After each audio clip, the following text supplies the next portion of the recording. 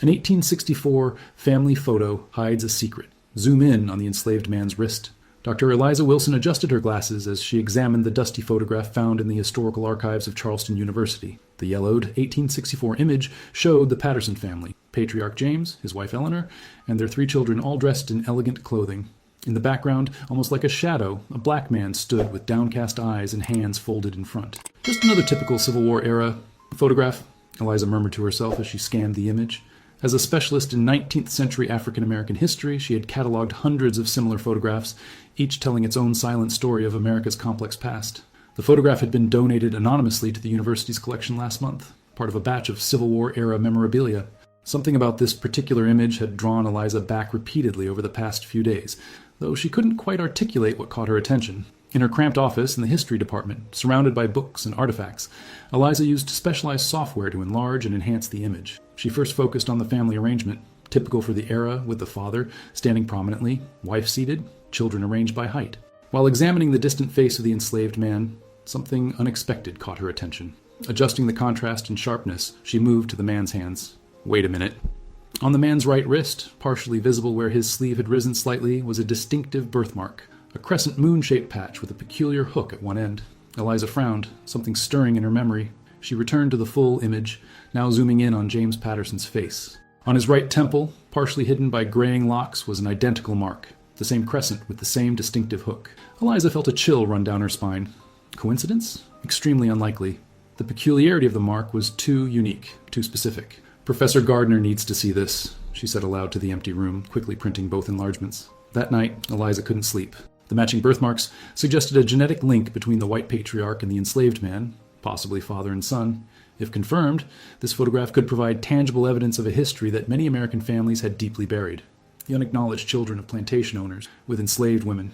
Children who sometimes lived alongside their half-siblings, separated only by the cruel line of skin color and social status. The Charleston County Library held detailed records of the Patterson estate. Eliza spent the entire morning examining yellowed documents, searching for any mention of the man in the photograph. The musty smell of old paper filled her nostrils as she carefully turned fragile pages, meticulously documenting every reference to the Patterson plantation and its inhabitants. Here, she finally whispered, her finger landing on an 1842 property record. Isaac, age 22, acquired by James Patterson in March 1842. The description included birthmark on right wrist, shaped like a crescent moon, and noted that Isaac was purchased for the unusually high sum of $1,200, significantly above the market rate for the time. Beside Eliza, local archivist Clara Johnson watched with interest. In her 60s, Clara had spent decades preserving Charleston's complicated history, including its painful chapters. Found something significant? She asked, noting Eliza's intense focus. Possibly, Eliza replied, showing her the enlarged photograph. This man, Isaac, has the same distinctive birthmark as James Patterson. I'm suspecting an unacknowledged paternal relationship. Clara nodded slowly, unsurprised. Wouldn't be the first time. I have something that might help your research. Wait here. She disappeared into the archive's restricted section, returning 15 minutes later with a fragile leather-bound diary protected in an acid-free box. This belonged to Rebecca Green, a midwife who served both white and black families in the 1840s. Her records were remarkably detailed for the time. In the yellowed pages, Eliza found an entry from May 1842. Today, Hannah delivered a strong boy at the Patterson plantation. The infant bears the family mark, a moon on the wrist just like his father. Mr. Patterson paid extra for my silence and discretion in this matter. The mother is recovering well. Eliza's heart raced. This was the connection she needed, documentary evidence supporting her theory. Hannah must have been Isaac's mother, Clara suggested, piecing together the timeline. And according to this, James Patterson knew about his son, Eliza added, tracing the faded handwriting with her finger. Yet he kept him enslaved, his own flesh and blood. The diary contained several more entries about Hannah, describing her as intelligent, beautiful, and favored in the house. Several passages mentioned James Patterson's special interest in Hannah's son, ensuring he learned to read despite laws forbidding literacy among enslaved people. The typical contradiction of the time, Eliza sighed, closing the diary carefully. Acknowledging his blood privately while publicly maintaining the racial hierarchy. I wonder how many other families have similar secrets buried in their histories. Clara's eyes held decades of wisdom. More than most people are comfortable admitting, Dr. Wilson. Much more. The University Cafe buzzed with afternoon activity as Eliza sat across from Michael Davis, a history professor at Howard University who specialized in genealogical research and African-American family histories. A light rain tapped against the windows, creating a soothing backdrop to their intense conversation. So, you believe this enslaved man was the plantation owner's biological son? Michael asked, carefully studying the enlarged photos through his wire-rimmed glasses. The same birthmark is compelling evidence. The evidence is growing stronger, Eliza replied, spreading out copies of her findings. Same distinctive birthmark, the midwife's diary, property records showing an unusual purchase price. But I need more, ideally, a connection to the present day. Michael nodded thoughtfully, stirring his coffee. Historical patterns often repeat across generations. These hidden family connections sometimes survive in unexpected ways. He paused, considering something. I might know someone who can help. A former student of mine, Tanya Phillips, has been researching her family history for years. She believes she's descended from people who were enslaved on the Patterson plantation.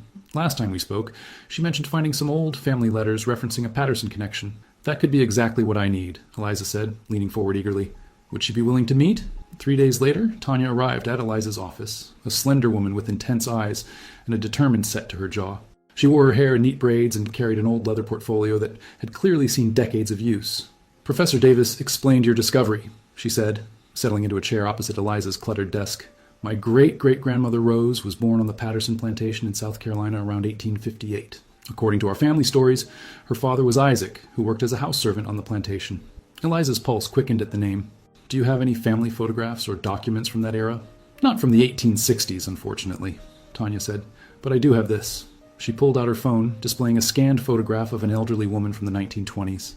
This is my great-grandmother Josephine, Rose's daughter. She lived to be 98 and was born just after the Civil War ended. Eliza zoomed in on the image, examining the elderly woman's features carefully.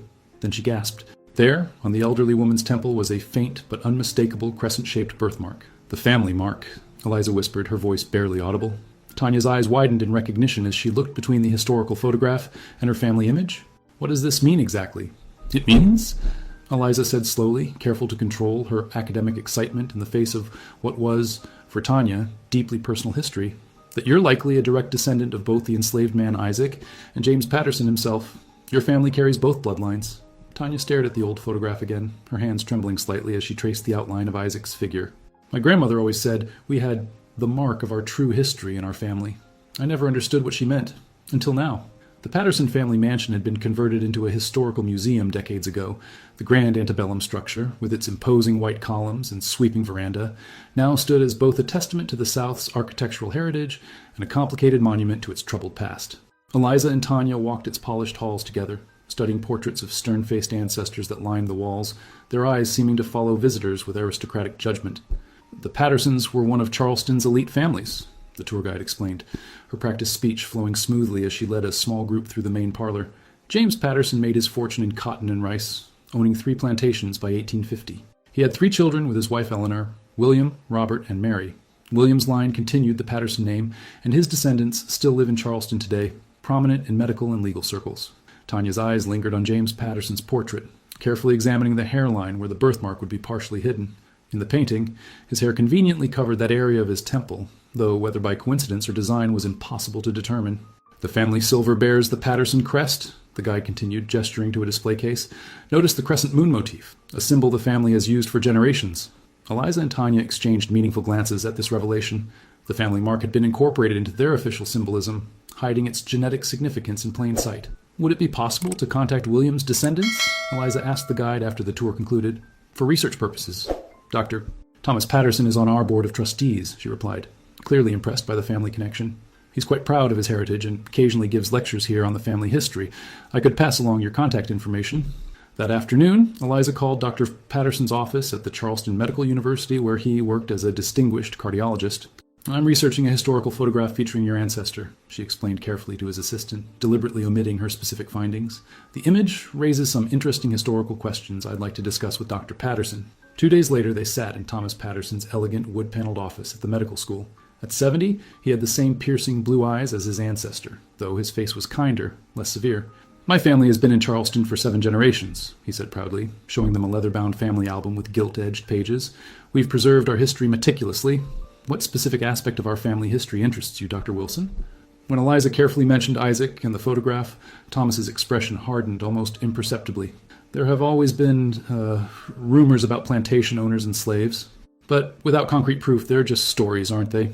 His tone was measured but defensive. Eliza hesitated, then showed him the enlarged photographs highlighting the distinctive birthmark. Thomas fell silent, his hand unconsciously moving to his right temple, where beneath his silver hair, the same crescent mark was faintly visible.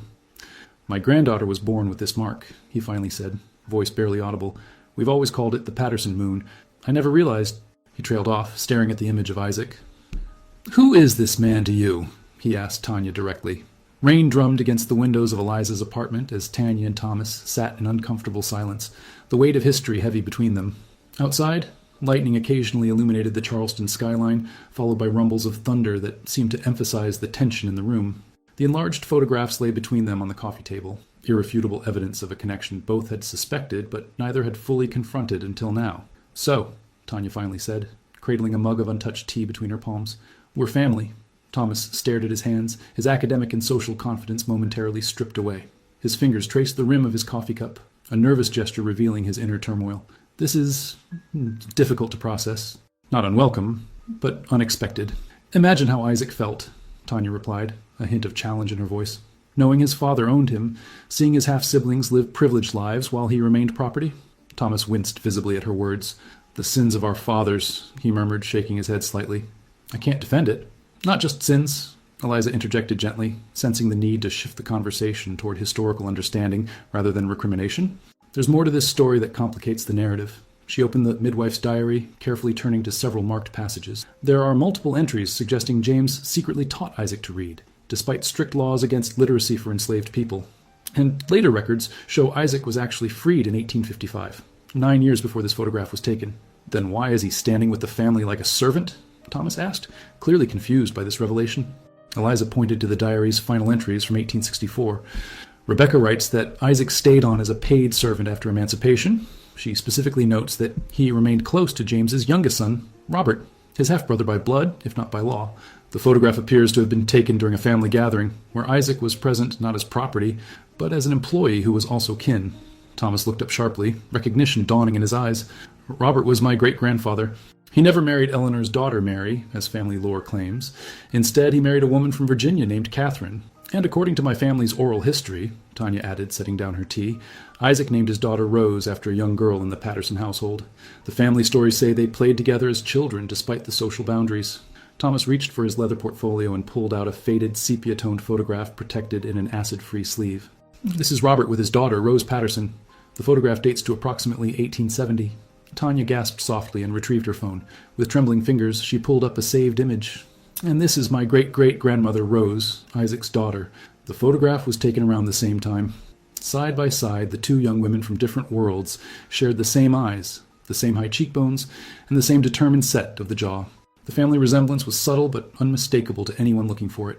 They knew, Thomas whispered, his academic detachment finally crumbling entirely. They knew they were cousins, and from the way they are dressed so similarly in these photographs, they acknowledged it in their own way. The question is, Eliza said quietly, what do we do with this knowledge now? Eliza's research led them to the University of Virginia's Special Collections, where Robert Patterson's personal papers were archived after being discovered in the attic of a family summer home that was sold in the early 2000s. The university's archive building was modern and climate-controlled, a stark contrast to the aged documents it protected.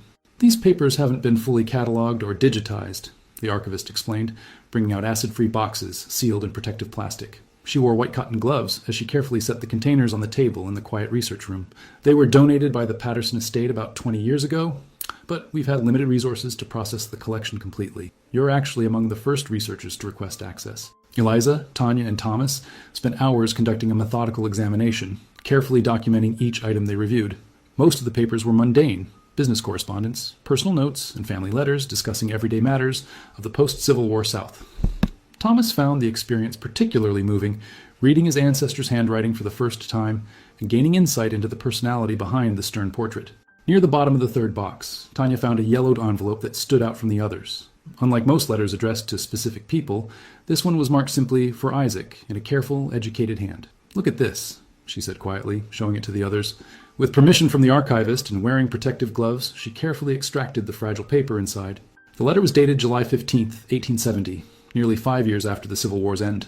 My dear brother, though we share this bond in secret, I have always considered you family in the truest sense. Father confessed everything to me before his death last winter, and I have carried both the burden and the blessing of this knowledge since then.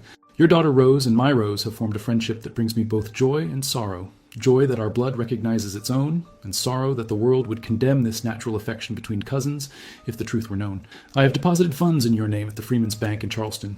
It cannot repay what was taken from you, but perhaps it might secure a better future for Rose and her children after her. The account book is enclosed with this letter. When they take our photograph next week for Father's memorial, stand proud. One day, perhaps, the truth of our family will be known without shame or secrecy. Your brother in blood, if not in law, Robert. Tanya's hands trembled as she read the words aloud, her voice gaining strength with each sentence. Thomas's eyes glistened with unshed tears as he heard his ancestors' words, acknowledging the truth his family had hidden for generations. The photograph in question, Eliza realized, making the connection, must be the one I found in the university archives. It wasn't just a typical family portrait. It was taken for James Patterson's memorial. Robert knew, Thomas said quietly, his voice thick with emotion. He acknowledged Isaac as his brother. He didn't challenge the system openly, but he found ways to recognize the truth privately. Tanya stared at the letter. And he made sure there would be evidence for future generations to find. He wanted the truth to come out eventually. Eliza's office walls were covered with timeline charts, photocopies of documents, and family trees. Over the weeks since their discovery, her neat academic workspace had transformed into an investigative war room. Color-coded sticky notes connected events across generations, and digitally enhanced photographs tracked family resemblances through time. Thomas and Tanya sat together at a small conference table, adding notes to the expanding web of connections they'd uncovered. What we're seeing here is remarkable, Eliza explained, using a laser pointer to highlight key documents. After the Civil War, Isaac established a successful carpentry business in Charleston. City records show that he specialized in fine cabinetry and furniture repair. She pointed to a yellowed newspaper advertisement from 1868. And records from Robert's accounts show that he was Isaac's first client, commissioning an entire dining room set. Financial support disguised as business patronage. Thomas nodded, making the connection. Clever and socially acceptable way to help his brother while maintaining appearances. Exactly, Eliza confirmed. It gave Isaac economic independence while preserving the social facade both men needed to navigate post-war Charleston society. Tanya pointed to another document they'd uncovered. According to these church records from First Presbyterian, both families attended the same church after 1870, though sitting in different sections, as was customary. The baptismal records show both Roses were christened there, only 3 months apart. I found something even more significant, Eliza added, pulling out a folder of newspaper clippings she'd gathered. The Charleston Mercury mentioned both men serving on a committee to establish Charleston's first integrated school in 1872. They were publicly connected through civic engagement, even if their true relationship remained private. The door opened as Professor Gardner entered with a sealed envelope. His normally serious expression was animated with excitement. The chemical analysis came back on the photograph, he announced. The results are fascinating. It's definitely original, not retouched or manipulated in any way, but there's something else that's interesting. The position of Isaac in the photo breaks conventional composition rules of the era. What do you mean exactly? Thomas asked, leaning forward with interest. Professional photographs from this period followed strict compositional protocols, particularly for family portraits that included servants or enslaved people, Gardner explained, spreading out comparative examples on the table. Enslaved people or servants were typically placed at a much greater distance from the family, or positioned to emphasize subservience, often standing behind chairs at a lower level or at the extreme edges of the frame. But Isaac stands at almost the same level as James, creating a subtle visual link between them. And look here, he pointed to Isaac's hand, which rested just inches from Robert's shoulder. This proximity would have been considered highly inappropriate unless specifically requested. The photographer must have been deliberately breaking convention, Eliza realized, examining the composition with fresh eyes. This arrangement was intentional, a coded message for future viewers who knew what to look for. So the photograph itself was a subtle act of rebellion, Tanya said softly, touching the image reverently. A permanent record of a truth they couldn't speak aloud. A time capsule, Thomas agreed, nodding slowly. Waiting for someone like you to decode it, Dr. Wilson. Ouched. And there's something interesting. The position of Isaac in the photo breaks conventional composition rules of the time.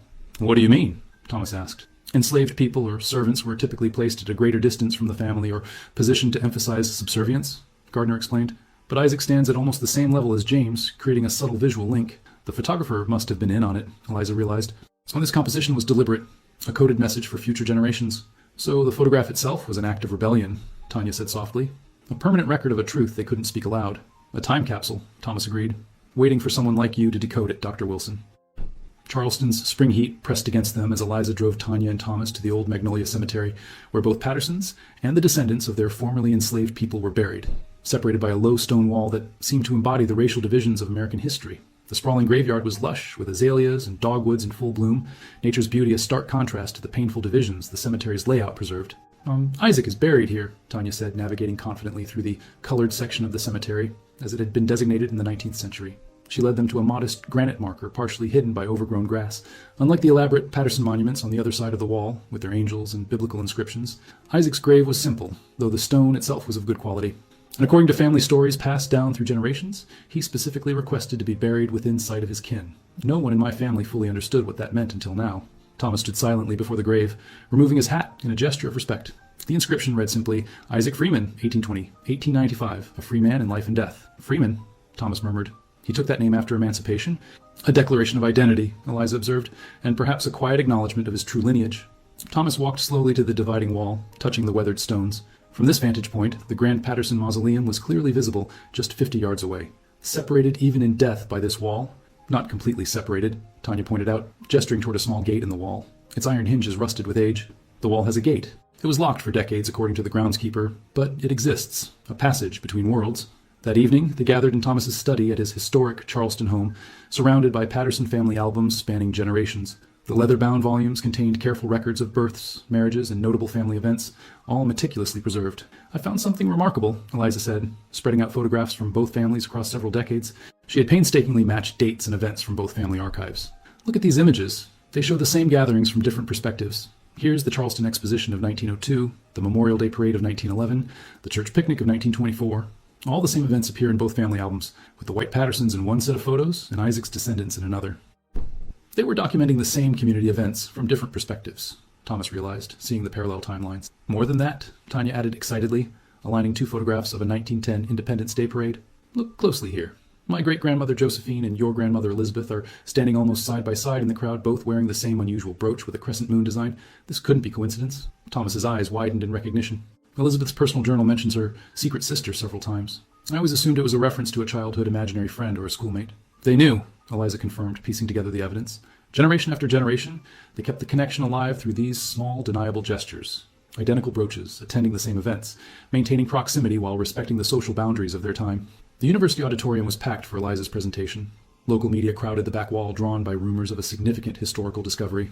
History isn't just written in textbooks, Eliza began, but hidden in plain sight, in photographs, letters, and family stories waiting to be connected. The enlarged photograph of the Patterson family appeared on screen, followed by a series of close-ups showing the matching birthmarks. This isn't just a story about one family, she continued. It represents thousands of unacknowledged connections across America's divided racial landscape. Thomas and Tanya sat in the front row, now comfortable in each other's presence. When Eliza invited them to the stage, a murmur rippled through the audience. My name is Dr. Thomas Patterson, Thomas said into the microphone. And today I learned that my family history is both more complicated and more rich than I ever knew. Tanya stepped forward. I'm Tanya Phillips, and the man in this photograph, Isaac, is my great-great-great-grandfather. But so is the man beside him, James Patterson. Cameras flashed as they stood shoulder to shoulder, the family resemblance subtle but unmistakable. After the presentation, reporters crowded around them. What does this mean for the Patterson family legacy? One asked. Thomas looked thoughtfully at Tanya. It means our family is bigger than we thought, and perhaps it's time to take down some walls. Do you feel this changes your identity? Another reporter asked Tanya. No, she replied firmly, but it expands our understanding of American history. These connections weren't exceptions. They were common, just hidden. 6 months later, on a perfect autumn day with golden light filtering through ancient oak trees draped with Spanish moss, Charleston's historic Magnolia Gardens hosted an unprecedented gathering. Under the spreading branches, where generations of Charlestonians had strolled, the descendants of James Patterson and Isaac Freeman met for the first official family reunion, bringing together branches of a family tree that had been artificially divided by history, law, and social convention. Thomas and Tanya had worked tirelessly over the intervening months, contacting scattered relatives, explaining their discovery, and organizing this historic meeting. They had faced skepticism, reluctance, and occasional outright resistance, but also curiosity, openness, and even relief from those who had suspected family connections but lacked concrete evidence. Some family members had embraced the revelation immediately. Others needed time to adjust to this new understanding of their heritage. But today, nearly 100 people had gathered, drawn by the power of blood and history. The attendees spanned the full spectrum of human coloration, from fair-skinned, blue-eyed descendants of the White Patterson line to the darker complexions of Isaac's direct descendants. Yet many bore subtle familial resemblances that became apparent as they mingled. The same determined jawline, the same distinctive laugh, the same mannerisms that seemed to have persisted across generations and racial boundaries. Eliza watched from a respectful distance, moved by the tangible results of her historical detective work. Her research had now been published in the American Historical Review, and similar investigations were underway across the country as other families sought to uncover their own hidden connections. Universities and historical societies had begun systematic reviews of their photograph collections, looking for similar visual evidence of kinship. You've started something remarkable, Professor Gardner said, joining her with a glass of lemonade. He nodded toward a group of younger family members laughing together over shared family stories. They did, Eliza replied, gesturing toward the gathering. starting with Robert and Isaac, who ensured this photograph would preserve their truth for future generations. I just helped decode the message they left behind. At the center of the gathering, displayed on an ornate easel, stood a professionally restored version of the 1864 photograph. Beside it was a new one, taken today in the same location, with Thomas and Tanya at the center, surrounded by their extended family, finally united. The compositional parallel between the two images was striking and deliberate, a visual testament to history acknowledged and perhaps beginning to heal. A small girl about 5 years old approached the historical photograph, studying it with intense curiosity. She pointed at Isaac's image. "He has the moon mark like mine," she exclaimed delightedly, rolling up her sleeve to show a crescent-shaped birthmark on her wrist to her mother. "Yes, sweetheart," her mother replied, bending down beside her. "That's our family's mark. It connects us across time." The little girl nodded solemnly, absorbing this information with the straightforward acceptance of childhood. Then she ran back to play with her newfound cousins, untroubled by the complexities of the history that had both divided and connected their family for generations. Eliza smiled, watching the child disappear into the crowd. In that young girl, history's weight was being transformed into something new, not forgotten or erased, but reconciled and incorporated into a more honest and complete understanding of American identity. The secret hidden in an old photograph had finally served its purpose, bringing together what should never have been separated. As the afternoon light began to fade, casting long shadows across the garden, the gathered family members assembled for one final photograph. This time, there was no need for coded messages or hidden meanings. They stood together openly, a living testament to the complex, painful, but ultimately unbreakable connections that form the true fabric of American history.